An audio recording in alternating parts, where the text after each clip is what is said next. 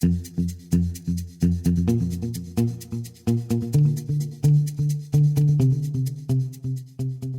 fellow innovators. This is Patrick Emmons, And this is Shelley Nelson.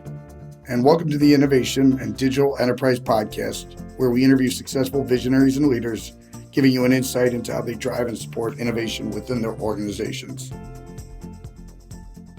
Really excited about our guest today, Gene Kim. Most of you are very familiar with him. Gene is one of the luminaries in the digital enterprise space.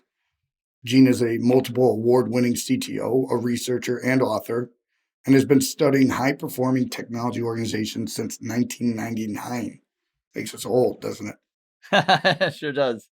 He was the founder and CTO of Tripwire for 13 years. He's written 6 books, all considered must-reads for anyone looking to become a high-performing technology organization. He's authored the Phoenix Project, the DevOps Handbook Accelerate, the Visible Ops Handbook series, and most recently, the Wall Street Journal best-selling The Unicorn Project. Since 2014, he's been the founder and organizer of the DevOps Enterprise Summit, an awesome organization, an awesome event. You need to find your way there, studying the technology transformations of large, complex organizations. He's also a proud alumnus of Purdue University, and currently he resides in Portland, Oregon, with his wife and family. So, Gene, welcome to the show. Hi, Gene. Hello, Shelley. Hello, Patrick. Good seeing you both again. Great to have you on. Thank you for joining us. Gene, if you don't mind, can you share with our listeners a little bit of background about yourself and your book, The Unicorn Project? Oh, for sure. My gosh, I'm not sure what I can add on top of what Patrick mentioned, but yeah, in 2013, I co-wrote a book called The Phoenix Project, which was really modeled after one of my favorite books that I've read in my professional career, which is The Goal by Dr. Eliyahu Goldratt. And so that was written in 1984, and it's a novel about a plant manager who has to fix his cost and due date issues in 90 days. Otherwise, they shut the plant down. And so that's credited for being one of the main drivers that introduced so much of the business management community to theory of constraints, lean manufacturing, and so forth. And so the Phoenix Project was something we wanted to write for a decade to essentially write the goal, but for the IT context, for the technology value stream that so many of us work in every day. And so I'm so proud that that book was adopted by the DevOps community as a way to be a banner for the movement and try to find kindred spirits and co-conspirators. And the Unicorn Project was something that came out late last year and revisits that parts and limited universe. So it's told not from the perspective of an ops leader, but by a developer, and to see the world through a senior engineer's eyes. And maybe just to describe why write the book. I mean, I think there were really 3 problems that I think are very important, are still not adequately addressed, that I wanted to explore in the book. One was explore the all these invisible structures are required to make developers productive. Many of us would say, it's architecture, but I mean, I think architecture is so burdened by, decades of misuse. I mean, I think poor architecture is what prohibits so many developers from doing the work they need to do. And there has to be a better way.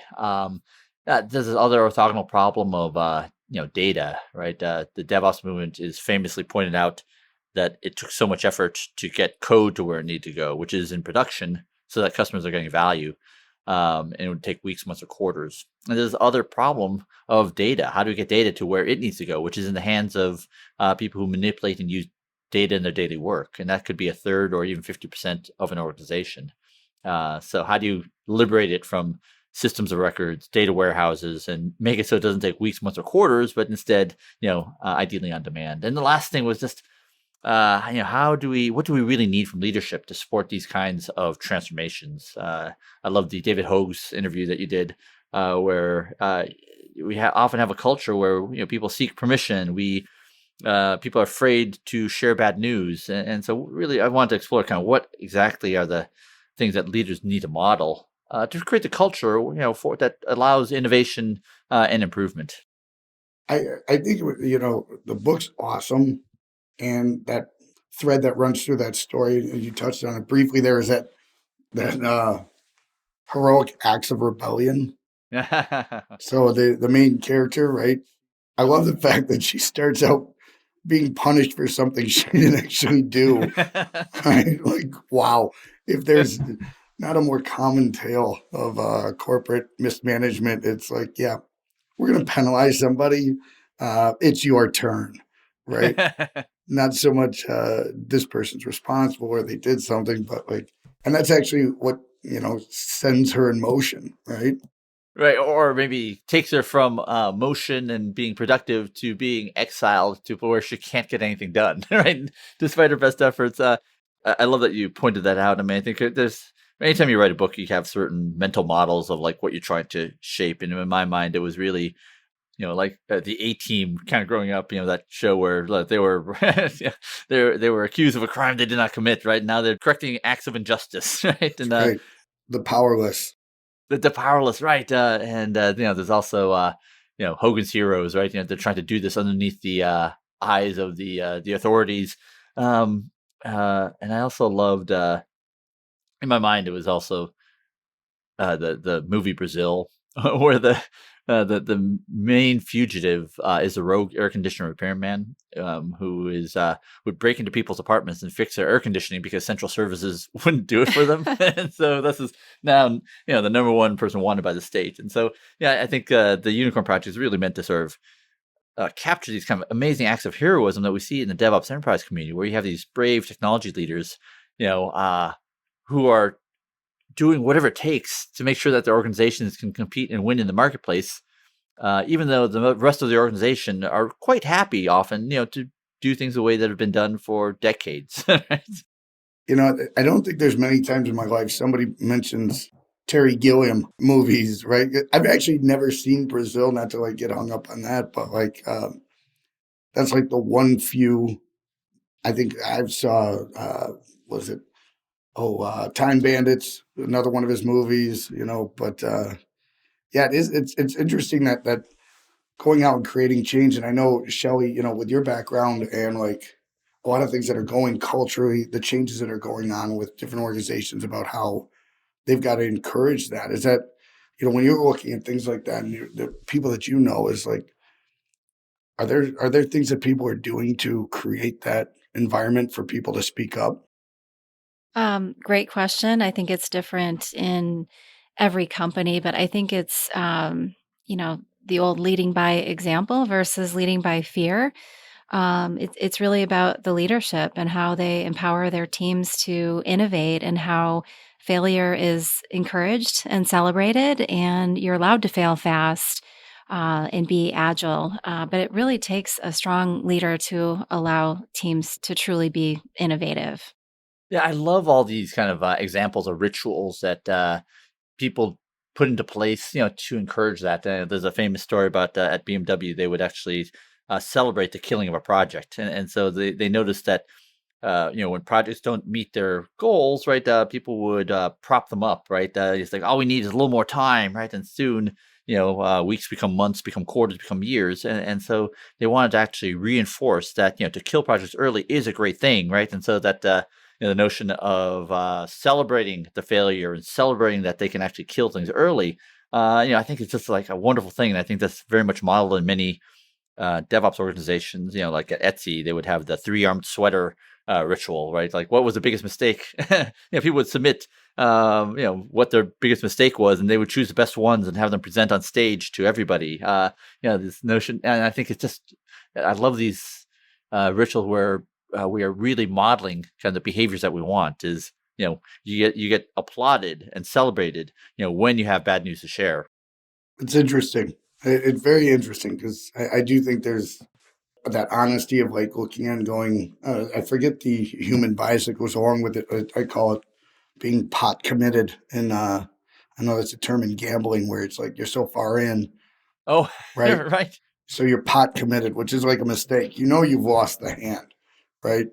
And so I don't know. I forget what there's a actual bias around that, No, but right. Yeah, and it actually takes. So you need these kind of interventions, really, to sort of make it safe to fold, right? I mean, and so I think that's. I think that's awesome. I think there's another thing that I wanted to explore in the book, which is this notion of process. And I think in so many organizations, we create these processes and bureaucracies that are almost too resilient, and it makes it too difficult to do the right thing. And you now end up with silo managers who care more about the silo goals than the system as a whole. And we're talking about sort of like kind of extreme examples. I mean, I think what the movie Brazil does, and what Kafka does so well is really paint where people are just trapped, where people are just executing a process with no idea like where they fit in the system. They are literally a small cog in an unfathomably large machine, right? And so Maxine is an engineer of incredible skills, capable of doing almost anything, right? Some people said it's almost intimidating to read about Maxine and her achievements. But the reason I did that was just that to show that as incredible as her powers are, right, almost super heroic in scale, you put her into the Phoenix Project, and she can't do anything, right? It's like the movie Castaway. She's like Tom Hanks, where despite all her experience, despite all her abilities, she can do nothing, right? And she's now dependent upon scores of other people to do even the simplest things. And I think to me, this was important just to show that whenever you depend upon technology, you can't have a system where it requires this much effort to do small things, right? You need small teams that are able to independently develop, test, and deploy value to customers, to independently like do what's best for the customer without having to go through 3 levels of management approvals, or to go through 2 different steering committees or technical architecture review boards, right? I think that's the level of these are some habits we've created over the last several decades. And I just want to really bring that to the forefront. And I think that would resonate with a lot of developers. And I just love the work that even like Gary Hamel has done about, busting bureaucracies, to show that bureaucracies have taken a life on its own, too much to our detriment, but it's happened so silently and invisibly that we didn't even, we're like the frog in boiling water. It just happens so slowly. We're just so accustomed to it. We don't even see it anymore. I got a couple questions, but like where you're going, like when I hear you talking about the focusing on customer, right, and having, not just awareness but control, right? The whole concept of being on an island where you're completely incompetent because you don't know how to get food, you don't know how to protect yourself. But in that story, he does develop that ability to like, you know, one even builds a social construct that he can interact with, Oh, right, from a right. human being, right? Wilson. Exactly, Wilson. And then, of course, he died. Poor Wilson. But what I hear is, something that one of the other main threads in the book is, the 5 ideals, right? Getting into that customer focus, right? And it's an interesting, I think, challenge for organizations of a certain size, right? To give people that first ideal of like locality and simplicity, but then also having a bigger picture of understanding what is the value that the clients are going to pull. And you touched on core and context as well. So there's a lot of pieces right there. Yeah, it would be helpful maybe just to go through the 5 ideals and That'd be great. Yeah. concretize them. Yeah. So the 5 ideals is what's used in the book to really crystallize some core concepts that I care a lot about and I think are very important. The first ideal, as you mentioned, is locality and simplicity. And this is really to what degree are teams able to create value independently? And the metric I love is, to get something done, how many people do you need to take out to lunch? Is it the Amazon ideal of the 2 pizza team, right? Which means that every team is able to do what the customer needs, right? Without permission from anyone else, without having to communicate, coordinate, marshal, sequence, deconflict, and so forth. In the not ideal case, you have to feed everyone in the building, right, to do a deployment, or like to get permission, you have to take 42 people out to lunch, right, and that will take months or quarters, right. So that's the first ideal. The second ideal is what I think the outcomes are, which is focus, flow, and joy. And I think especially in technology work, and I think all of us, we come to work for a reason, and it's because in most cases because it's the work that we enjoy doing. And Dr. Mihaly Csikszentmihalyi, he's a cognitive psychologist. He gave the best TED talk of all time. Flow, the state of the secret to happiness. He said he describes flow as a psychological state where we enjoy the work we're doing so much we lose track of time and maybe even sense of self. that transcendental moment when we're truly getting enjoyment out of the work we do. And it doesn't mean that it's easy or pleasurable. It means that we're being kind of stimulated and rewarded and because and challenged in the way that we want to be challenged. And now spending now having fallen back in love with coding again after almost a 15-year hiatus. It's just I've learned that the economic cost of breaking flow is huge, right? It's like when you are in that state of flow and you get interrupted, or you need to go ask someone for help, or you run to a rough edge. You may not regain flow that day, right? So I think that's important. I think about that all the time when I get pinged on Slack. Because, like, back in the day, you'd put your head down for 3-4 hours, get into that flow state where it's like the world disappears. Right, and so there's like kind of two sides of that, right? Right, is that you want to that person might need information who's asking for help, right, so that they can stay in flow, right? Or maybe they need to get into production and they really need some review from fellow engineers. But on the other hand, like that might break other people out of flow. So I think it's a very complicated equation, but the economic costs are huge for getting it wrong. The third ideal is prioritizing improvement of daily work, even over daily work itself. And this was explored in the Phoenix Project. But I think it's so important, especially in technology, where we have things like technical debt, where it gets left unaddressed. Everything gets harder. What used to be simple will 2 years later become almost impossible to do. And the impact of reliability and agility and achieving the goals, dreams, and aspirations of the organization we serve, again, is enormous. So, how do we integrate improvement of daily work, even over daily work itself? I love those acronyms, like the way we've always done it, TWADI, the way we've always done it, versus making tomorrow better than today, right? Our goal should be making tomorrow better than today. Fourth is, I think, a prerequisite of that is psychological safety. You mentioned on previous episodes the Toyota Andon cord, where every line worker is trained to pull a cord when something goes wrong, and supervisors, managers will flock to it to make sure that the problem can be resolved and won't happen again.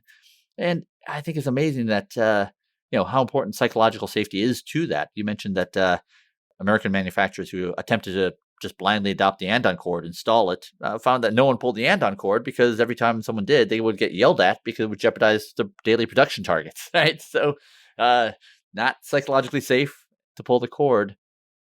Not smart.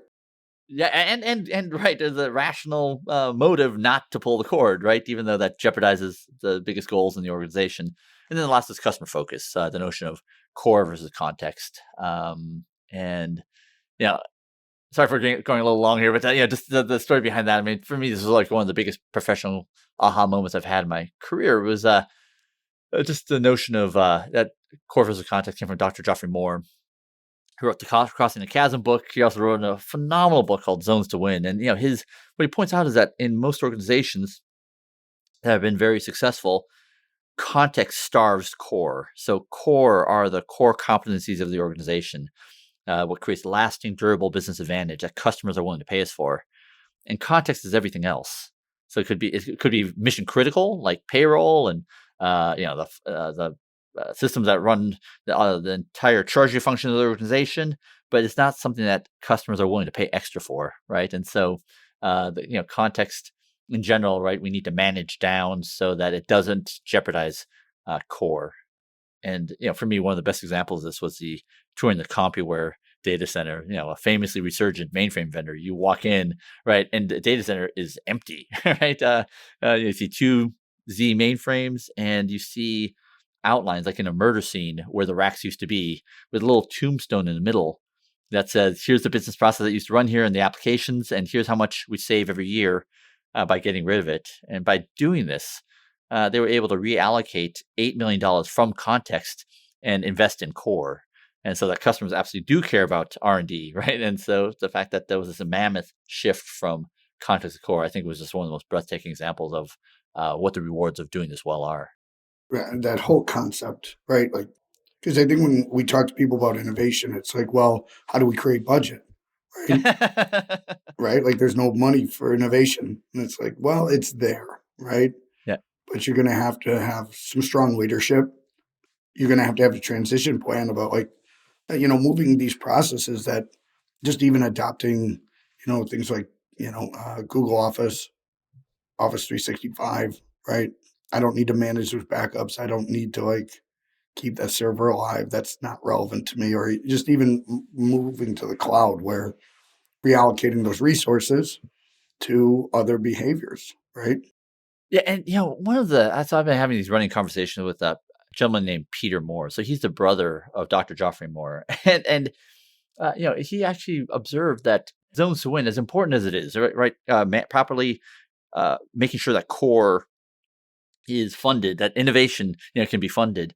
And he said that he's continually surprised, along with Dr. Moore, that how little the how organizations have not been successful in adopting this, and he points to he says one of the main causes is just the lack of strong technology leaders who are able to drive these innovation efforts and manage down context. In other words, and I think I got to see this firsthand at CompuWare, right? I got to ask the person who spent decades of his career putting stuff in the data center. How did it feel for you know him to hear that we now have to start yanking out? And he said it felt terrible, right? That it went against everything that he believed in, because he was lobbying for these systems being installed in the first place. And it was amazing to see their CEO really again model and reward new behaviors. Every time that they were able to eliminate another ton of equipment being removed or eliminate another server rack, they would celebrate it in the town halls, right? And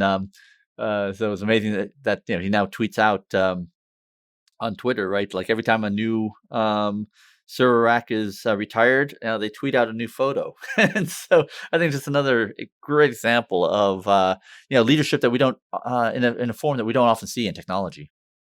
That's so interesting, Gene. And you were talking about habits earlier. Is that one of the toughest things when leaders ask you, how do we go about change? Does it come back to habits? Is it getting new talent in the organization, new innovators? What's the secret sauce? Yeah, I think I asked the same thing to Chris O'Malley, and I think what he is most proud of is that he did it with the same people. There wasn't a huge restructuring cost as basically change out all the managers and ripped out parts of the organization. He speaks with incredible pride of how they were able to get incredibly different results with the same people. So suddenly it sounds very much like books like "Turn the Ship Around" by David Marquette, or these other great books where it really is about not the people, but it's really the culture and the behaviors that we motivate. I think that's a very hopeful story. But yeah, you're right. It is a lot about habits. It's about what is rewarded. So another famous kind of finding in the management literature, right, is that culture really is what our behaviors are rewarded explicitly and implicitly. I think what I see, and I'd love to hear your experiences, like even with the awareness, right, of like these are the things, not so much the behaviors, but the intentions, right? Like the whole idea of like sending out a tweet with the picture is more of a behavior of like, hey, we're accepting change, we're celebrating change, and like, do you see that more from like, when you go and do research and you're talking to these companies and you're understanding like the differences between the ones who do and the ones who say, right? Is it that they really get it, like that it's not so much about the behaviors, it's really about the culture, and the culture creates the behavior. Yeah, and well, I was able to do a it's actually a 3 hour recorded session with some people I just deeply admire. My mentor, Dr. Stephen Spear, who wrote one of the most widely read Harvard Business Review, which is decoding the DNA of the Toyota production system. So that was back in 1999. It was Dr. Richard Cook, who is part of the safety culture community, as well as Dr. Sidney Decker, one of the leading authorities in safety culture. And one of the things that they talked about was how difficult it is to replicate the outcomes of these exemplars, right? We can record their behaviors, we can record kind of the rituals they have, but it's really difficult to capture the mindset, right? And I think that's much more difficult to teach. And there was actually one kind of funny moment, many funny moments, but one of them was people who have written books, right? What it is, books are famous for being able to describe what high performers do, but also famously bad at being able to really convert kind of the mindset of our organization. I think that's really a tough challenge, right? Is like how do you, in some ways, it's like trying to change someone's morals by morality by having them read a book. It's very difficult, and so I think in the work that you both do, right? I think it's you probably face this challenge all the time. Like how do you have someone really have their aha moment and change their beliefs, their behaviors, their actions, and so forth. Yeah, I think that humility component, right? Like, can somebody really self-assess? Like, get that, like, what is not working, right? Really, I don't know. What's so great about being lucky and fortunate to be able to build software for the early part of my career, where you really had to learn and you had to grow and you had to figure it out. It wasn't filing this or filing that, but like the humility of like getting your butt kicked pretty regularly, right? Creates fertile ground for later on that it's like, no, I'm okay. I'm going to be wrong. I'm going to be wrong a lot, and I'm good with that. But I think some of it is like when you're talking to people, you're like, is this person ready? Are they aware? Are they actively involved in like figuring out, like, I think about the Patriots. How do they keep winning? You know? Because I Some would think say by cheating. there, No, I no, we mean, know that's not true. there's got to be a certain portion of it. I mean, you keep showing up with cameras in places. There's some smoke, there's fire, but But Dr. Steven Spear is has not only does he live in Boston, but I mean he is actually studied them, even if not as formally as the Toyota production system. But I mean, he can't help but notice, just the way they practice is different than almost everyone else, right? Now, there's a degree of rigor and discipline and concentration and so forth that is really quite different than the way most other teams play. So I don't. This is not my area of research, but I mean, it is. I think there's a lot of evidence to say that the reason why the performance during game time is so different is because their performance during rehearsals is very, very different. it's very interesting because I do think a lot of what I know, and again, I don't know that much either, but like I do think a lot does tie back to some of these ideals, right? Like when you see the players get interviewed, they talk about that locality and simplicity. Like this is my gap, right? I can be as liberal in this how I'm going to control this gap on the defense as I want to be, right? But this is my locality, Yeah. and I think that's that it. I don't know. There seems to be a lot of parallels there of like, And it doesn't surprise me, right? And the reason is, and the reason why I'm so excited about the age we're in right now is that uh, is very much motivated by the work of Dr. Carlota Perez. So she's a famous economist, social scientist, and her claim to fame was the fact that her PhD dissertation, kind of like many others, she pointed out there's a 50 to 70-year economic cycle that tends to happen. But her novel contribution was pointing out that there's actually a causal reason for why you have these boom bust cycles, and it usually is always her claim is that it's triggered by whenever you have a mode of production whose cost is rapidly diminished. And so it's happened in the age of steel, the age of rail and electricity, the age of mass manufacturing. So we're in the fifth age of software and data, and each time it triggered this incredible boom that was then followed by this incredible bust, and that was all fueled by financial capital. So in Detroit 100 years ago, there were 300 car startups. And so every time after the bust, there's this period of intense regulation where government entities come in and figure out how to regulate this new technology. And then usually it's followed by a 50 to 60-year golden age of prosperity, fueled not by financial capital, but by production capital. And so the real wealth that was created in the last century was not by the automobile. It was actually the automobile in conjunction with the interstate highway system and a whole new way to manage supply chains, and that led to the greatest economic expansion the world has ever seen. And so we are on the cusp of that. I think now is that we are now figuring out how to leverage all these new ways of working and new modes of production that was pioneered by Facebook, Amazon, Netflix, and Google. But as much value as they've created, trillions of dollars, that's going to be dwarfed, in my belief, right, by what the value is going to get created by what happens when every established brand across every industry vertical uses those same principles and patterns and knows how to exploit that technology. That will create tens of trillions of dollars every year. Whether you call it digital disruption, digital innovation, so forth. I mean, it really is all about, how to create value in just the same type of ways that the tech giants have done.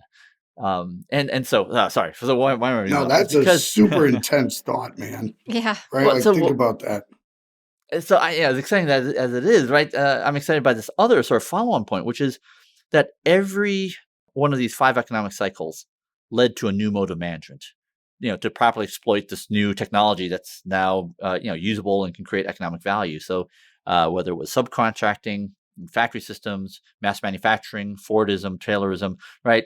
The big question is like, what replaces Taylorism and Fordism? And I think that really is dynamic learning organization. And I think that is kind of the frame that really talks about like how do you create psychological safety? How do you make it safe to tell bad news? How do you if what we need from leaders is not to define the work and then decompose it and then farm it out to a bunch of sub managers and hold them accountable and then check for compliance, right? If it's not that, right? What is it? So I think these principles, practices, new leadership norms, I think are what's going to define the next 50 years of how we create value in this new world. So and it's no surprise that it will come from technology organizations, right? Because that's where these new modes of production were pioneered. That's awesome. And the technology coming from technology. I always think about that. Just talking to my kids about the movie 2001: A Space Odyssey about like it started with throwing a bone. That was high tech back then, right? So Yeah. the weak team could win by inventing a weapon. So where do you think? I mean, from your perspective, the new evolution, right?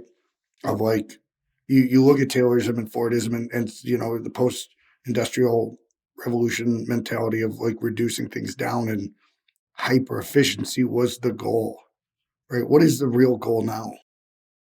Yeah, I don't know. In fact, I mean, this is my area of, in fact, this is kind of a quest that I'm on in the DevOps enterprise community. And, the people that we invite to speak, I think are the people that I think we can learn from.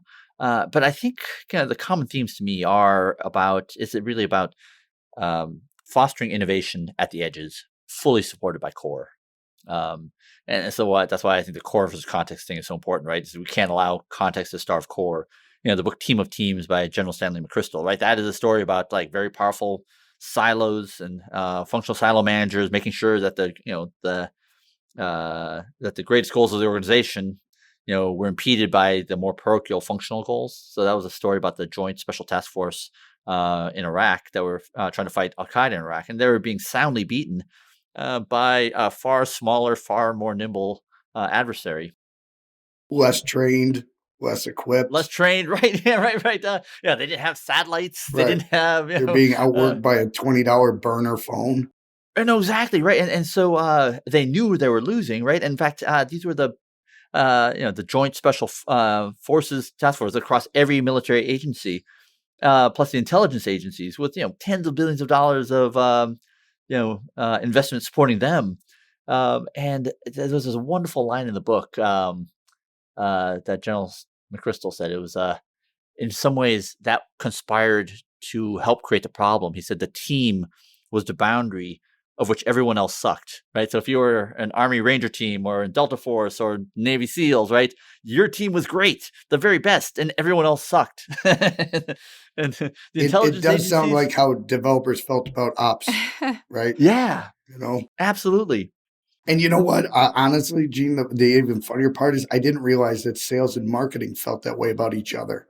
Oh yeah, Having right, never of been course. part of that, I thought they were. I thought the my opponent was friends with my other opponent, but no, they did not like each other either. Exactly. You give me crappy leads. That's It's right. like, no, you're just bad at prosecuting them. Right? It's like when I found out that Apple and Google didn't like each other. I'm like, what? I thought that's a thing.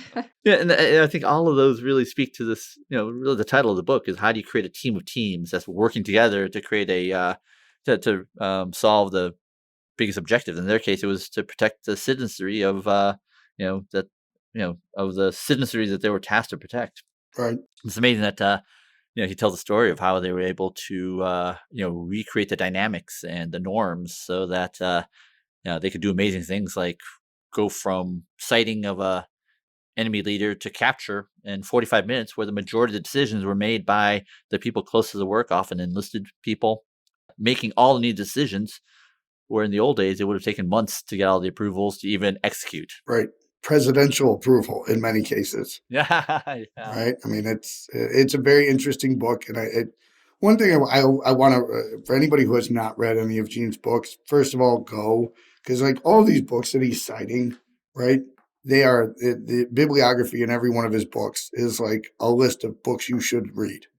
And so like all of his books do a great job of like taking the things that he's researching, the things he's learning, and turning into a great narrative, a great story. So that, some of these books are not easy reads, and you're not going to enjoy yourself. It's not a compelling story. I'm reading Kahneman's, what is that, Think Oh, that's Fast? a tough one. Yeah, thinking fast and slow. It's Yeah, tough. Oh, it is tough, but it's a great Goodness. book. It's a great book. It's so, challenges your mind in so many ways, but it's like, okay, this is like a land war going on here. Yeah, it took me a long time to sort of have my aha moment on this, but I mean, even things like diversity in teams and so forth. I mean, the Kahneman and Tversky book, talk about like how that's needed to overcome these biases that are so invisible to us. And so it's actually no surprise that like when you have more diverse teams, they actually end up with better decisions because it is a way to overcome these and confront these biases. And so it's great for society, yes, which is kind of the way I've typically thought about it, but it's actually great for getting better decisions, better outcomes. And so I think that's all part of this new age of leadership. It will be I think that cognitive biases will be one of those things that 50 years, there's no doubt in my mind that we'll be far better at making decisions, and we'll be doing it in a mode that may seem actually quite alien to even us in 2020. I agree. I think it's super powerful. And like you look at Taylorism with the whole project management approach and Fordism of like stripping things down. I think you touched on the really most important thing that's changed is the expectation that your teams make decisions, right? It's not just execute on this either well-established structure of like we've simplified things down to you put the screw here, or we've put the plan together completely flawed, but you're going to execute on this completely flawed plan.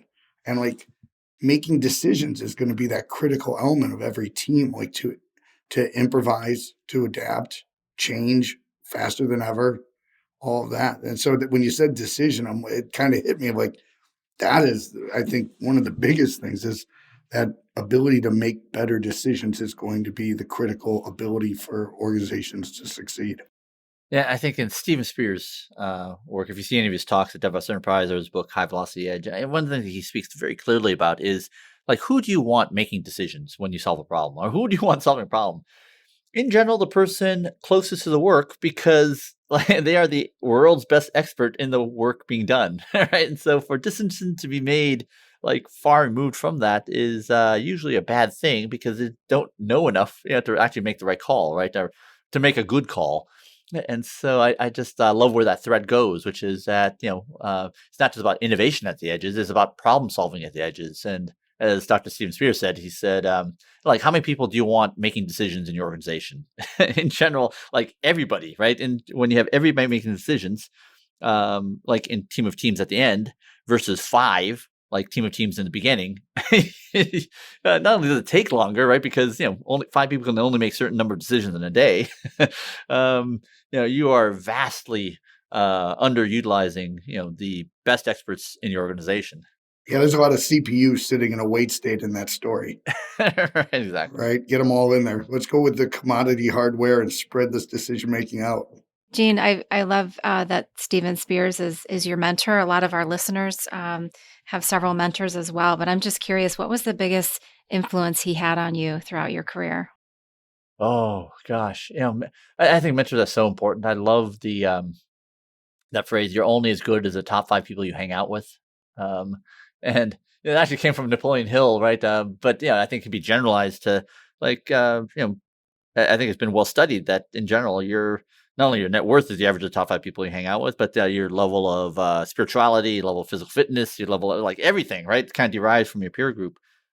And so, people can be your mentor, even though they don't even think of themselves as your mentor. So, what is the biggest thing that I've learned from? Oh my gosh.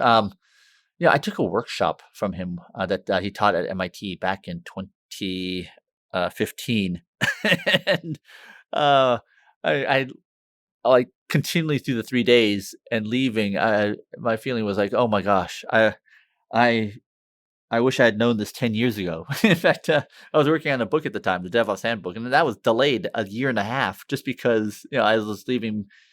My feeling was like, oh my gosh, I missed so much, right? So one is just his knowledge and his wisdom and his generosity. So yeah, your specific question, like, what did I learn from him? Oh my gosh, yeah, so many dimensions. I mean, I've learned so much from him, and I think it kind of reinforces the fact that you can be an expert and also be humble, right?